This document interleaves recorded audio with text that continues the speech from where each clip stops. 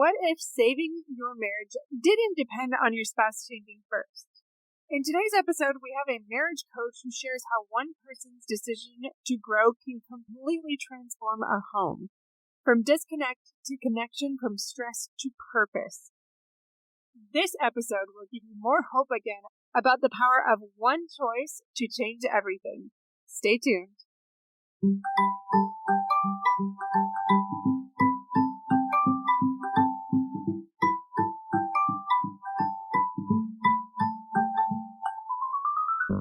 Welcome to Fulfillment Therapy. I'm Kendra Nielsen, wife, mom, and licensed therapist.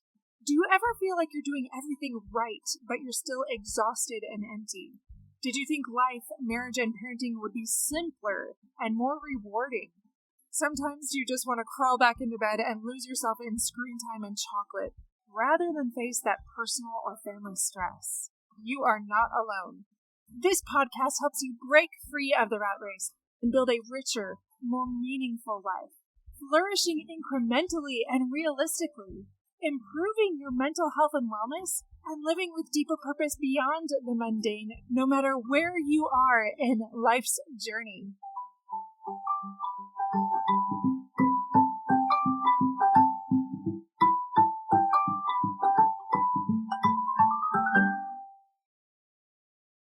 Welcome back to Fulfillment Therapy. Today we have a special guest here with us, Baucom. He's a marriage coach who believes something most therapists won't tell you. You don't need your spouse on board to start saving your marriage. For over 2 decades, he's helped thousands of people in hurting marriages discover that real change begins when one person decides to stop waiting and start acting. So thank you again so much for coming on the show with us today. Thanks for having me. I'm excited to be here. Yeah, so tell us a little bit about it yourself. So my background is training as a therapist. And I was at the end of my training, in fact, writing my dissertation, when I read an article, this was back in the 90s, about this new profession of life coaching. And I turned to my wife and I said, this is how I do what I do. And so she said, what are you going to do about this as I'm writing my dissertation? So I finished the PhD. And I was already doing that approach anyway. And then I immediately did training and coaching and pivoted away from the therapy world in many ways, just because I'd seen the effectiveness studies on marital therapy, and it was a little disheartening. So I was trying to find what would work better.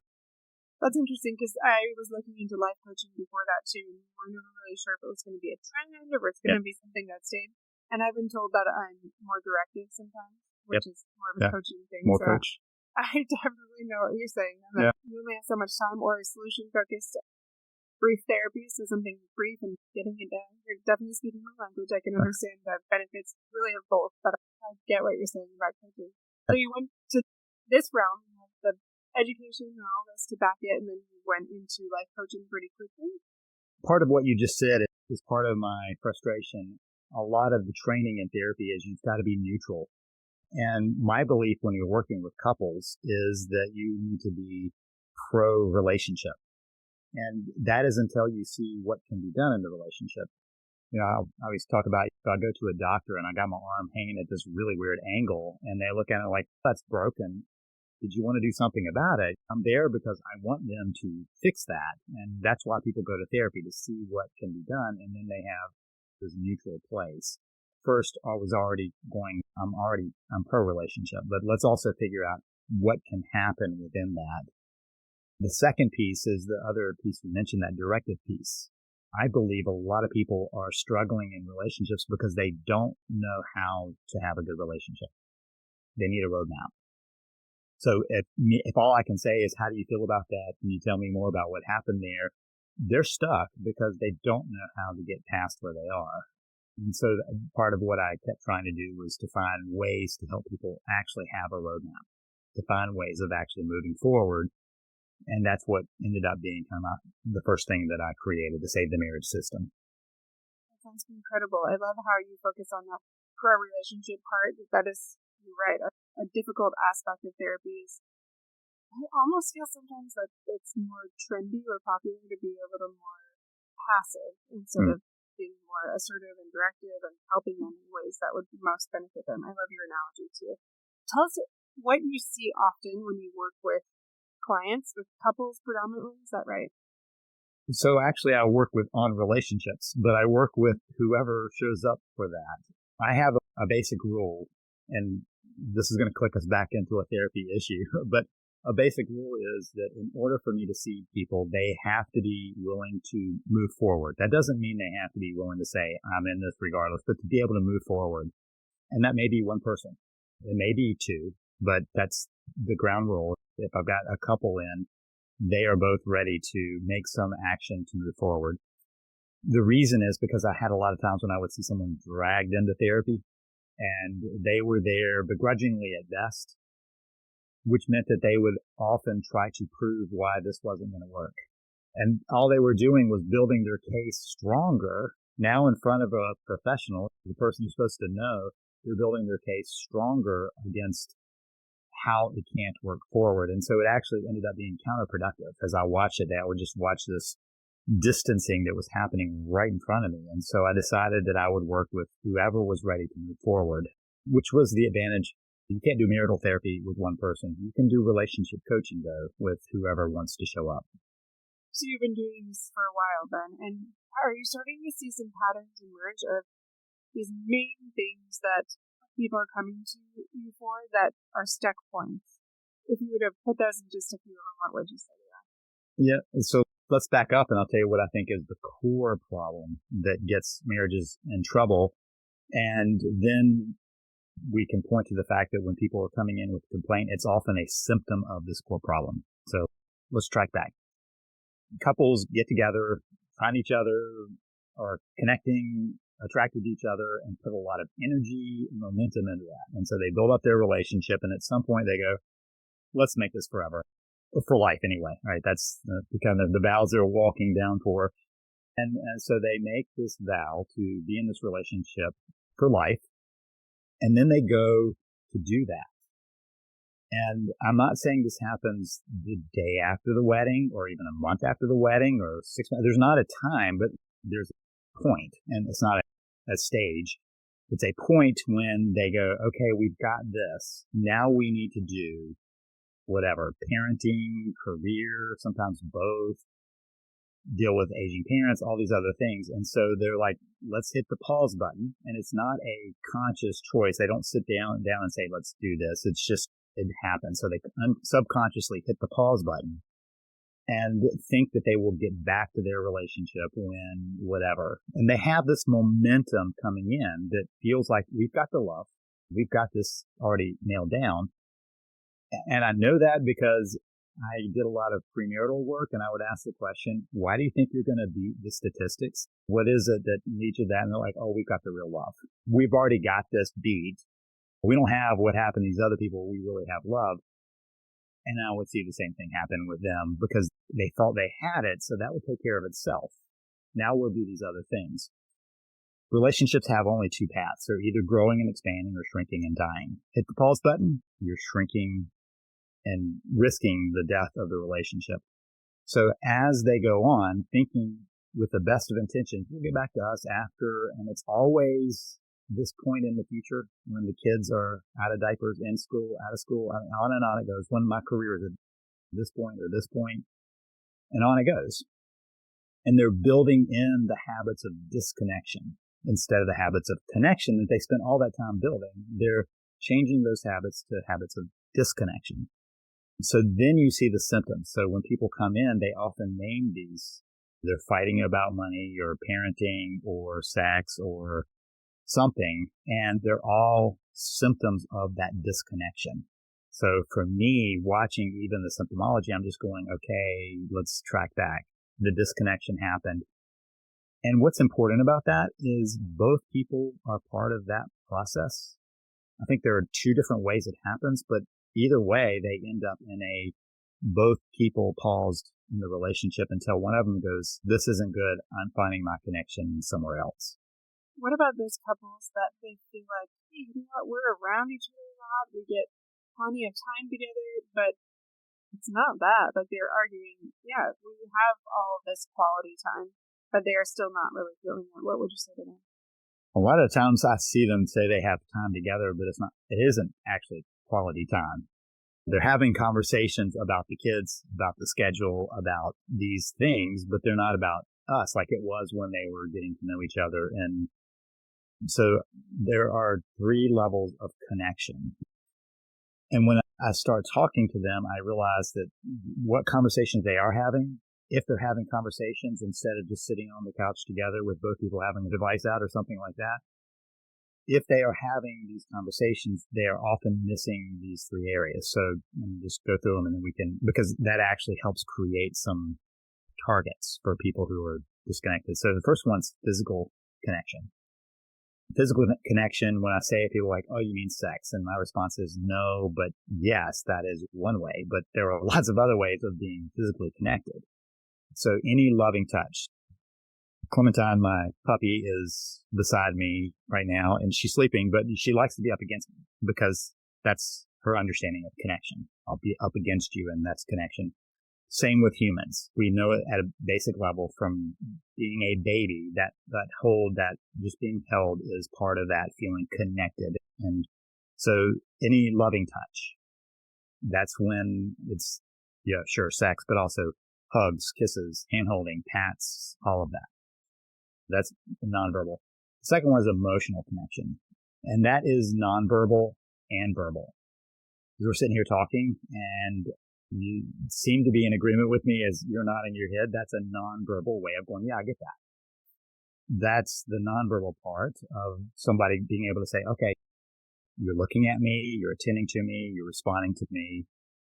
I feel like we're in this conversation. But the other 2 pieces are feeling like you get each other. I get you, you get me, and I support you, you support me. So those are 2 big pieces of that emotional connection. If what you're talking about is what did the kids do today? What was your schedule? I've watched this happen where people are like, how was your day? Oh, I had this meeting and this meeting. There is nothing other than a calendar repeat on that. And so when they do have interactions, it's often around painful points. What's going on with money, disagreements on parenting. It ends up being conflict points. So that's a verbal, nonverbal possibility of connecting emotionally. The third one is the one that a lot of people miss, and yet it is the heart of where people often fell in love, and that is the spiritual connection. When I say that, people are like, oh, you mean religion? And my answer is no, but yes, that is a piece because your religious beliefs, if you have them, carry part of your core values. And so we're really talking about that core value piece of what's important to me. What do I dream about? What do I hope for? What do I fear? What did I learn along the way of life? Where am I at my deepest level, the deepest part of myself that I don't reveal to everyone, but I have this person. And so back to that premarital work, I kept hearing the same story from couples where they were really attracted to each other and they were really liking each other, but they fell in love over this conversation that often was a late evening into early morning, long conversation where they talked about how they grew up, where they've been in life, what they're hoping for in life. And it's basically like you fell in love with who this person really is at that deep level and where they want to go. And you also get the place of going, wait, I want to go there too. Or maybe it matches in our trajectory of where I see us heading.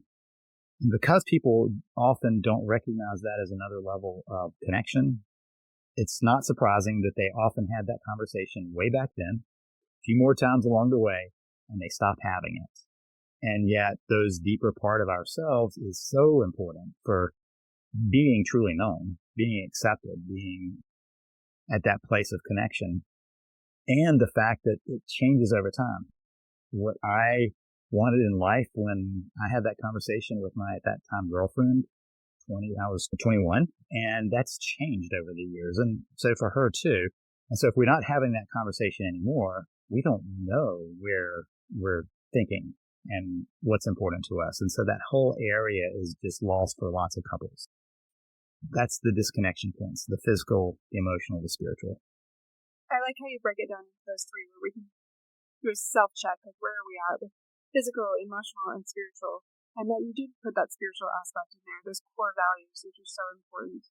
Do you find that those shift, like you said, you're not the way that you were before, but core values, do you feel like those things even shift?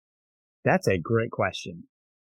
And the reason it is because if your core values truly no longer, core values, not just what do you like and what's interesting to you, but your core values shift to the point where they're opposite, that is a substantial problem. It doesn't happen real often, though. A lot of people have said to me, I think our core values are a mismatch, and I'll talk with them. They're really not. Maybe they have different views on how you get there, and sometimes that, for instance, these days might have some political overtones to them, or even religious overtones to them, that where one's become religious or unreligious, that there are some shifts there. But when we get down to what are the core values, they often match, if it's a true mismatch. And I'll go on a couple of them. One of the questions I would ask the premarital couples is, what are your thoughts about children? And I was a little surprised how often they would say, we haven't discussed that yet. And I'm like, that's a core value piece. You can't have to do that. There's not a way of meeting in the middle on kids. You either want kids or you don't want kids. There's some of it that's not in your control, but that's a core value difference. There's some more that are very different. One that kind of jumped out at me years ago was I had a couple in, and I thought we were having this normal conversation, and I said, what's the problem? And she said, I just don't think we can stay married. I'm like, why? And she said, I'm married because I wanted to have a husband and us to be in a monogamous relationship. And I said, oh, and what is your thoughts? And he said, I'm ready to bring in another wife. That is a core value problem. He believed in polygamy. She believed in monogamy. You can't meet in the middle on those. And that had shifted for him. So they could not find a way through that. I could have told them at the end of that conversation, there's no way around that. If that's truly where you are, if this isn't just like this, I'm thinking about this, but if this is really where you are, there's not a way around it. These days, sometimes politics really at an extreme they really have some pieces of seeing the values of what's important to be very different. But generally speaking, when people meet each other and fall in love, they have very similar core values. And generally, those core values are things that stay with them in some degree. Maybe which one is most important changes a little bit. The bigger ones are like, where are we going in life? And here's the thing that I believe we all live in a paradigm. We have a way of seeing the world, and our paradigm changes, but we don't notice the changes because we're inside it and looking out. And so we think we're seeing the exact same thing we have forever, and yet it's shifted. And so a lot of times as the paradigm is shifting for us, if we're not talking about what's important to us, the paths diverge on where we see us going in life. And then suddenly we're like, what do you mean you want to do that? I thought we had agreed on this. And the agreement, if it had ever been discussed, was years and years ago. So my next question for you then is, with that, say a lot of our listeners have been married maybe many years or with someone for many years, and one of them will be like, yeah, it's good, and the other one will be like, I just feel really disconnected, and the other one will be like, what? And with my clients, I've seen both. Like, you think the guy is totally oblivious, but a lot of times it's not that way. Like, they're so tired of being number 3, 4, 5, 6, and just feeling just tired with this monotony and this life of just barely being a footnote in the family life, and it just gets old. What do you say to these clients, or how do you work through these struggles? Yeah, and so part of that is, I think that you boil that down to feeling lonely in the relationship, not just like you're alone in these points in life, but you're lonely because you don't have that connection. I start with the core belief that we humans are deeply connecting creatures. We are going to find that connection somewhere. And so if it's not happening in a relationship, we will find it through maybe over-involvement in kids, over-involvement with friends, with work, with colleagues, with relationships outside of marriage.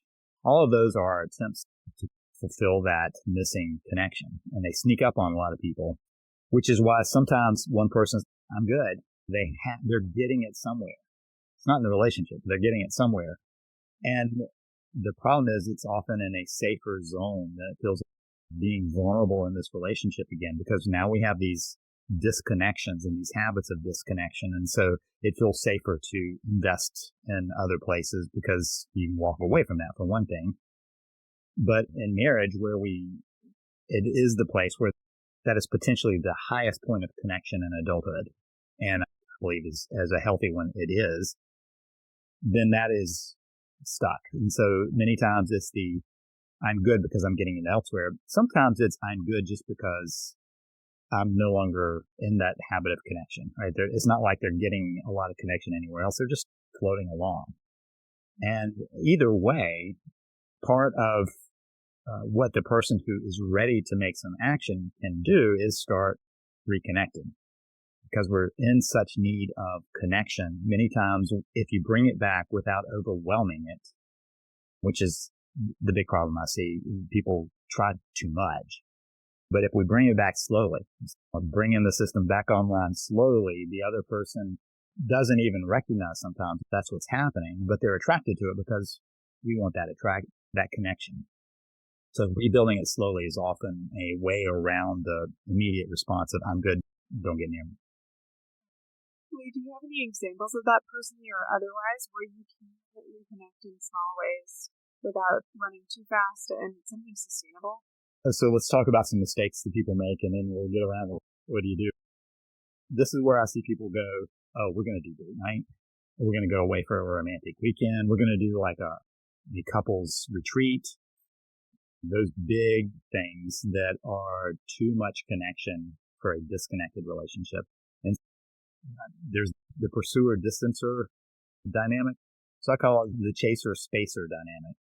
The person goes, okay, I'm going to work on this. And so they start chasing their spouse. And if you chase somebody, go back to my dog, if I go outside and chase her around the yard, she just runs around. She's staying as far away from me as she can. If I attract her to me, if I invite her to come over for a treat or something, that's a whole different process. Because now she's, oh, okay, the game is over. And so the question is, can we pace ourselves instead of chase? Can we find a pace point? We name those 3 areas. And when people say, okay, so tell me, what do I need to do? And my response is a little bit more in those areas. And it can vary so much because of where an individual person is. It's part of why I created the Unpause app, so people can say, okay, where am I and what is a little bit more? But let me give a couple of examples of how to do that. Instead of date night, which is we're going to get dressed up on Friday night and we're going to go out and it's going to be all romantic, and the other person's going, I don't know what you talk about. Don't want to have the pressure of that. Something like, hey, there's a new sandwich shop downtown. I was thinking about going in and grabbing a sandwich. Would you like to go with me? That's, first of all, impromptu, right? It's not a big thing that's coming up. Second, they can say, no, thank you. And even if they say no, thank you, you still go, well, that was nice to be asked. There's a warmth to it, just the connection glow that comes from that. And there's a possibility that they go have that sandwich. It's not a long commitment. And so you're trying to not go solve problems or have deep conversations, but start a new habit of connecting. So this is a small piece instead of the big things that people want to try. I like that. I was just trying to think of some things that I've done with my husband that are more memorable. I think recently we did it. Something out of the norm, mixing it up, because one of the things I value very much is novelty, something new and different, adventure. So we went and we took a ceramics class together, and it was so much fun. It was like 2 different date nights, but just laughing, being playful, just like you talked about, not doing the part where you're talking about the pain points, the problems, or the schedule, because if you think about it, I think most relationships could say, probably 95% of communication is one of those things. Or hopefully not that much, but it seems to be that way sometimes. Thanks for joining us for this inspiring conversation with Lee. If this episode left you feeling hopeful, take the next step toward a more fulfilled life by exploring fulfillmenttherapy.org.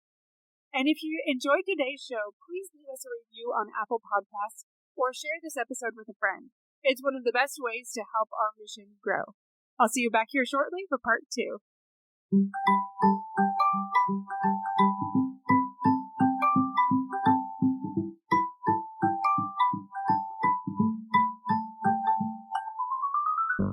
Hey friends, if you enjoyed this episode, a quick 30-second share can help someone else find support and help this podcast grow.